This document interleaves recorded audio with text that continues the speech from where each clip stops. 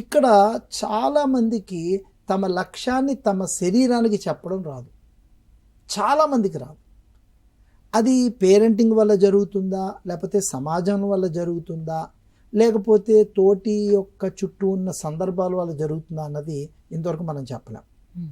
ఉదాహరణకి నేను అబద్ధం చెప్పకూడదు. Yes, it's a good thought. నేను అబద్ధం చెప్పకూడదు అన్నప్పుడు మైండ్కి అబద్ధం అన్న పదమే ఎక్కువ రిజిస్టర్ అవుతుంది. అదే వ్యక్తి నేను సత్యమునే పలుకుతాను అని చెప్పుకున్నప్పుడు మైండ్ సత్య దిశగా ఆలోచిస్తుంది.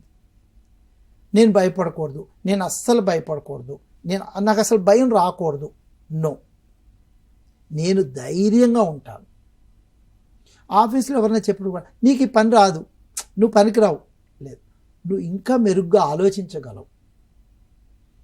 ఇది బాగా చేసావు, ఓకే, ఇంకా మెరుగ్గా చేయగలవేమో ఆలోచించు.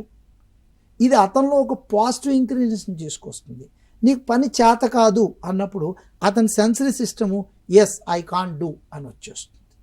ఇలా సెన్సరీ లాంగ్వేజ్ని ఎప్పుడైతే మనం తీసుకున్నామో ఆ లక్ష్యం మనకి కనిపించాలి, వినిపించాలి, స్పర్శించాలి, దాన్ని మనం టచ్ చేయాలి. అంటే మన నరాల్లో భావోద్రేక ప్రతి ప్రకటనలో కూడా మన లక్ష్యం అక్కడ ఉండాలి. అప్పుడు సెల్ఫ్ ఇనిషియేషన్ జరుగుతుంది. నా అంతటా నేను లేచి ప్రయత్నం చేస్తున్నా అనే దిశగా వెళ్తుంది.